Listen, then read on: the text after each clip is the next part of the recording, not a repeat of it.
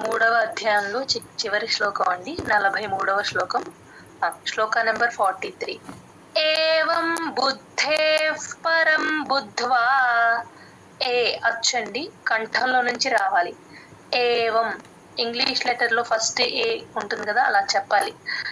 ఏవం బుద్ధేఫ్, దా కింద దావత్తు మహాప్రాణం రెండు పలకాలి. బుద్ధేఫ్, బూకి దాన్ని జాయిన్ చేసి చెప్పాలి. బుద్ధేఫ్ విసర్గ ఎఫ్ లాగా అయిపోతుంది. పరం బుద్ధ్వా, పాముందు విసర్గ ఎప్పుడొచ్చినా ఎఫ్ సౌండే చెప్పాలి. ఏవం బుద్ధేఫ్ పరం బుద్ధ్వా. బుద్ధ్వా చివరి చూడండి, భూ తర్వాత దాకి దావొత్తు మహాప్రాణం వావొత్తు, ఆ మూడు వినిపించాలి. బుద్ధ్వా వాతో ఎండ్ అవుతుంది, గమనించండి. ఏవం బుద్ధేఫ్ పరం బుద్ధ్వా. ఏవం బుద్ధేఫ్ పరం బుద్ధ్వా. ఏవం బుద్ధేఫ్ పరం బుద్ధ్వా. ఏవం బుద్ధేఫ్ పరం బుద్ధ్వా. సంస్థభ్యాత్మానమాత్మనా. సంస్థ సా కింద తావొత్తుందండి, గమనించండి. సంస్థభ్య, భాకి మహాప్రాణము యావత్తు రెండు వినపడేటట్టు చెప్పాలి. సంస్థభ్యాత్మ, ఆ తా కింద మావత్తు కూడా యూజువల్ గా సంస్థభ్యాత్మ అనేస్తారు. అలా కాకుండా అన్ని సంయుక్తాక్షరాల్ని పక్కన ముందు అక్షరానికి కలుపుకుంటూ వెళ్తే కరెక్ట్ గా మిగతా ఆ ఒత్తులు కూడా క్లియర్ గా వినపడతాయి. సంస్థభ్యాత్మానమాత్మనా, మాకి కూడా తాని జాయిన్ చేసి నమాత్మనా, నాకి దీర్ఘం ఉంది చూడండి చివర్లో. సంస్థభ్యాత్మానమాత్మనా. సంస్థభ్యాత్మానమాత్మనా. సంస్థభ్యాత్మానమాత్మనా. సంస్థభ్యాత్మానమాత్మనా. జహి శత్రుం మహాబాహో. జహి, హి అండి, అది హీకి దీర్ఘం పెట్టకూడదు, జహి కట్ చేయాలి. జహి శత్రుం, షాకి తాని జాయిన్ చేసి చెప్పాలి. తా కింద రకారం ఉంది కదా, శత్రుం అని ప్లెయిన్ గా చెప్పకుండా షత్ అని ఒక్క సెకండ్ అలా పట్టుకొని ఉంచితే రకారం క్లియర్ గా వినిపిస్తుంది. శత్రుం, ఓకే. అలా అని గట్టిగా షత్ అలా అనకూడదు, ప్లెయిన్ గానే చెప్పాలి. దానికి ఇవ్వాల్సిన వెయిటేజ్ ఇవ్వాలి. శత్రుం అంతే సరిపోతుంది. మహాబాహో, అది హో అండి, గమనించండి. జహి శత్రుం మహాబాహో. జహి శత్రుం మహాబాహో. జహి శత్రుం మహాబాహో. జహి శత్రుం మహాబాహో. కామరూపం దురాసదం. కామరూపం దురాసదం. కామరూపం దురాసదం. కామరూపం దురాసదం. ఏవం బుద్ధేఫ్ పరం బుద్ధ్వా సంస్థభ్యాత్మానమాత్మనా. ఏవం బుద్ధేఫ్ పరం బుద్ధ్వా సంస్థభ్యాత్మానమాత్మనా. ఏవం బుద్ధేఫ్ పరం బుద్ధ్వా సంస్థభ్యాత్మానమాత్మనా. ఏవం బుద్ధేఫ్ పరం బుద్ధ్వా సంస్థభ్యాత్మానమాత్మనా. జహి శత్రుం మహాబాహో. కామరూపం దురాసదం. జహి శత్రుం మహాబాహో. కామరూపం దురాసదం. జహి శత్రుం మహాబాహో. కామరూపం దురాసదం. జహి శత్రుం మహాబాహో. కామరూపం దురాసదం. ఏవం బుద్ధేఫ్ పరం బుద్ధ్వా సంస్థభ్యాత్మానమాత్మనా. జహి శత్రుం మహాబాహో. కామరూపం దురాసదం.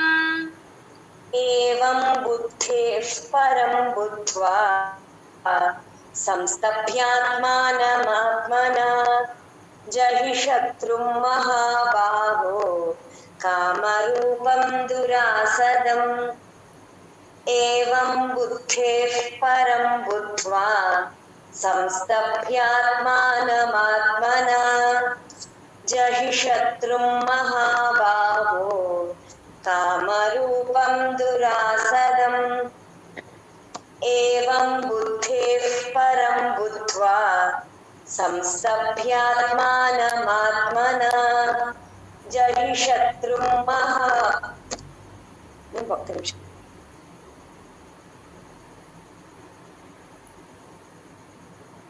परं बुद्ध्वा संस्तभ्यात्मानमात्मना जहि शत्रुं महाबाहो कामरूपं दुरासदम् एवं बुद्धेः परं बुद्ध्वा संस्तभ्यात्मानमात्मना जहि शत्रुं महाबाहो कामरूपं दुरासदम् एवं बुद्धेः परं बुद्ध्वा संस्तभ्यात्मानमात्मना जहि शत्रुं महाबाहो कामरूपं दुरासदम् एवं बुद्धेः परं बुद्ध्वा संस्तभ्यात्मानमात्मना जहि शत्रुं महाबाहो कामरूपं दुरासदम्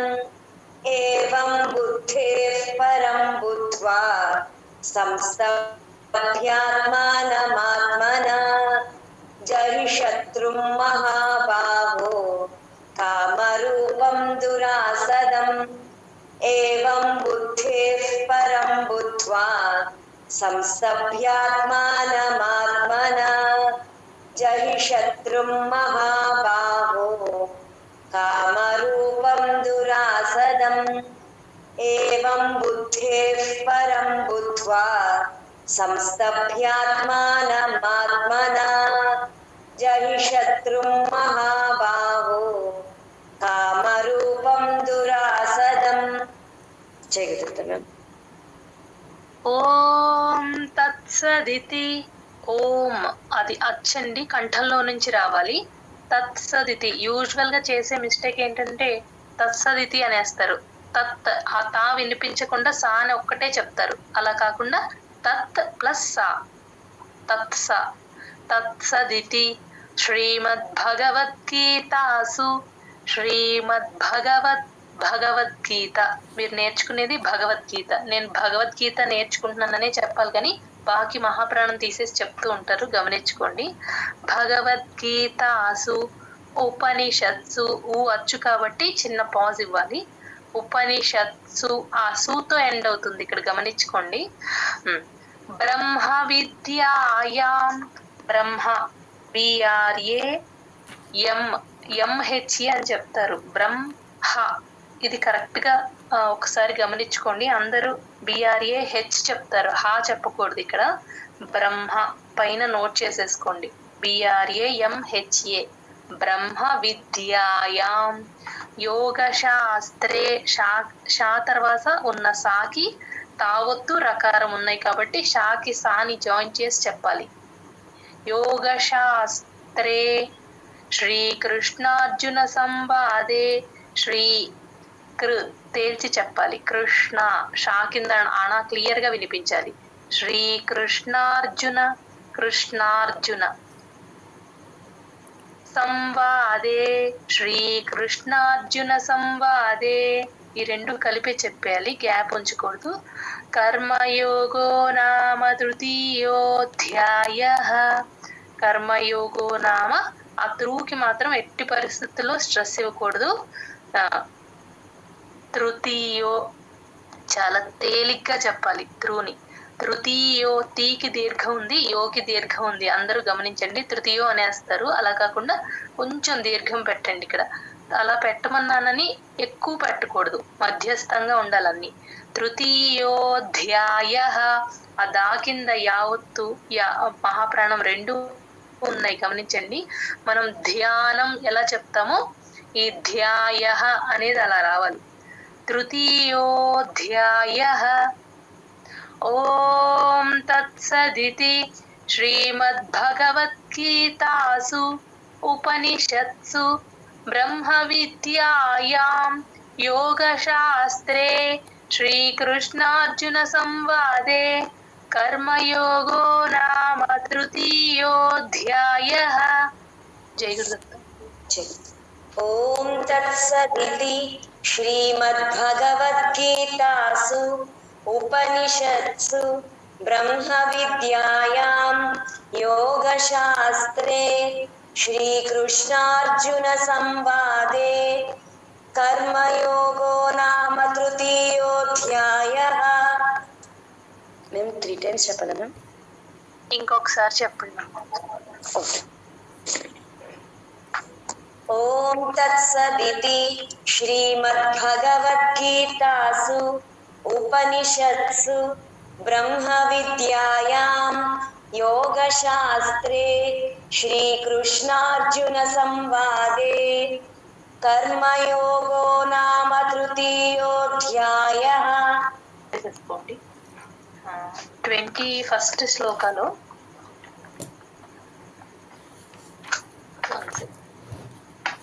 27th శ్లోక అహంకార విమూఢాత్మ. Same chapter. ఇంద్రియార్థాన్ విమూఢాత్మ 6th శ్లోక 3rd పాద. విమూఢాత్మ సేమ్ ఉంటాయి కాబట్టి అక్కడికి వెళ్ళే ఛాన్స్ ఉంటుంది. 27th దగ్గర 6th అని, 6th నుంచి 27th అని 2 నోట్ చేసేసుకోండి. నెక్స్ట్ 31st లో 2nd పాద అనుతిష్ఠంతి మానవాః. 32nd నానుతిష్ఠంతి. ఆ 2 కన్ఫ్యూజ్ అయ్యే ఛాన్స్ ఉంది, అబ్జర్వ్ చేసుకోండి 2. నెక్స్ట్ 31st 4th పాద ముచ్యంతే తేపి కర్మభిః. అది వచ్చి 13th శ్లోక ముచ్యంతే సర్వ కిల్బిషైః. 2వ పాదం ముచ్యంతే ఉంటుంది కాబట్టి అటు ఇటు వెళ్ళిపోతారు. కొంచెం జాగ్రత్తగా గమనించుకుంటూ మెమరైజ్ చేయండి, మెమరైజ్ చేసేవాళ్ళు. 31st దగ్గర 13th అని, 13th దగ్గర 31st అని అబ్జర్వ్ చేసుకుంటూ చదువుకోండి. అలాగే 35th శ్లోక శ్రేయాన్ స్వధర్మో విగుణః పరధర్మాత్ స్వనుష్ఠితాత్ స్వధర్మే నిధనం శ్రేయః పరధర్మో భయావహః. అది పైది కిందకి, కిందది పైకి జంప్ అయిపోతూ ఉంటారు. అందుకని కొంచెం ప్రతి శ్లోకానికి చిన్న బుక్ మీనింగ్ దొరుకుతుందండి అప్పాజీ గారి. అది చూసుకొని మీనింగ్ చూసుకుంటూ చదివితే మీకు కాస్త మీనింగ్ అర్థం అవుతుంది. శ్లోకం కూడా మనం కన్ఫ్యూజ్ అవ్వకుండా జాగ్రత్తగా దాన్ని కొంచెం పట్టుకొని చదువుకుంటాం అన్నమాట.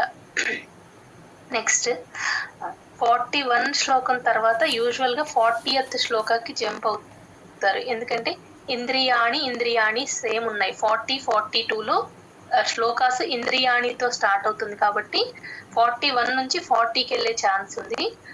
తస్మాత్ త్వమింద్రియాణ్యాదౌ తర్వాత ఇంద్రియాణి పరాణ్యాహుః వస్తుందని గమనించుకోండి. నెక్స్ట్ ఈ ఇంద్రియాణి ఈ ఇంద్రియాణి అనేది 2nd చాప్టర్ లో 60th శ్లోకాకి కలుస్తాయమ్మా. ఆ 2nd చాప్టర్ 60th శ్లోక 3rd పాదం కూడా ఇంద్రియాణి అనే ఉంటుంది. ఒకసారి గమనించుకోండి చదివేటప్పుడు. జై గురుదత్త. దీర్ఘాలన్నీ కొంచెం తగ్గించుకోండి.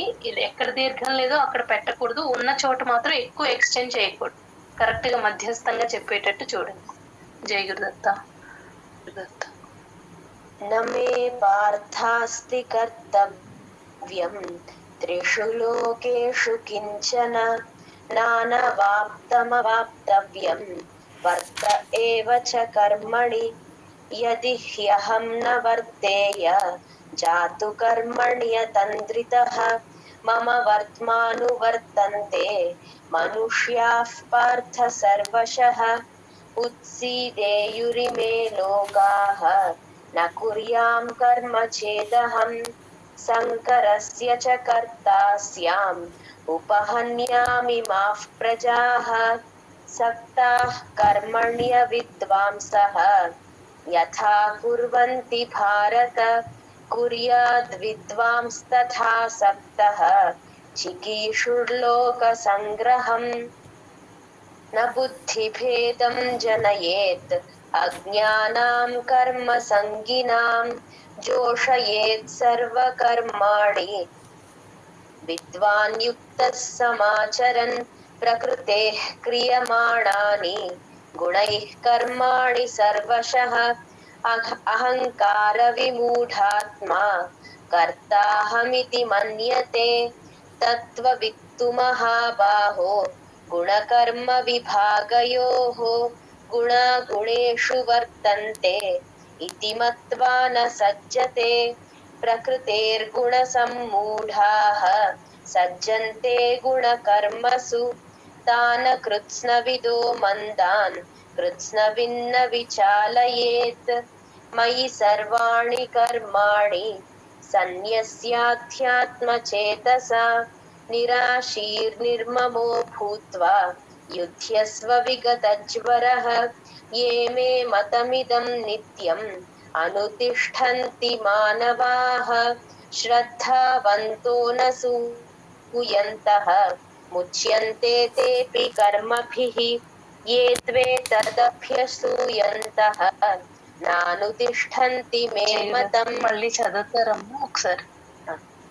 ये त्वेतदभ्यसूयन्तः नानुतिष्ठन्ति मे मतम् सर्वज्ञानविमूढांस्तान् विद्धि नष्टान चेतसः सदृशं चेष्टते स्वस्याः प्रकृतेर्ज्ञानवानपि प्रकृतिं यान्ति भूतानि निग्रहः किं करिष्यति इन्द्रियस्येन्द्रियस्यार्थे रागद्वेषौ व्यवस्थितौ तयोर्नवशमागच्छेत् तौ ह्यस्य परिपन्थिनौ श्रेयान् स्वधर्मो विगुणः परधर्मात् स्वनुष्ठितात् स्वधर्मे निधनं श्रेयः परधर्मो भयावहः अर्जुन उवाच अथ केयं पापं चरति पूरुषः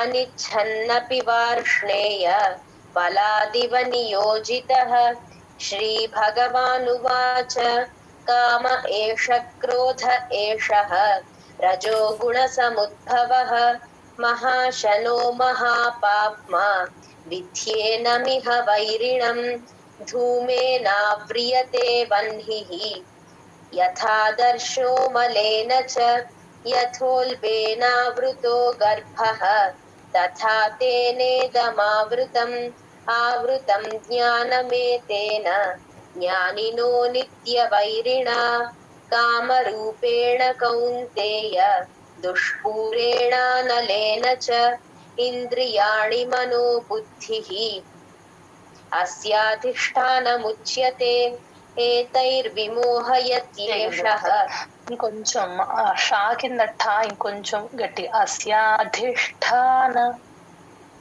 ఇంద్రియాణి మనో బుద్ధిః అస్యాధిష్ఠానముచ్యతే ఏతైర్విమోహయత్యేషః జ్ఞానమావృత్య దేహినం తస్మాత్ త్వమింద్రియాణ్యాదౌ నియమ్య భరతర్షభ పాప్మానం ప్రజహిహ్యేనం జ్ఞానవిజ్ఞాననాశనం ఇంద్రియాణి పరాణ్యాహుః ఇంద్రియేభ్యః పరం మనః మనసస్తు పరా బుద్ధిః యో బుద్ధేః పరతస్తు సః ఏవం బుద్ధేః పరం బుద్ధ్వా సంస్తభ్యాత్మానమాత్మనా జహి శత్రుం మహాబాహో కామరూపం దురాసదం ఓం తత్సదితి శ్రీమద్భగవద్గీతాసు ఉపనిషత్సు బ్రహ్మ విద్యాయాం యోగశాస్త్రే శ్రీకృష్ణార్జున సంవాదే కర్మయోగో నామ తృతీయోధ్యాయః. జై గురు. జై గురుదత్తమ్మ. బాగా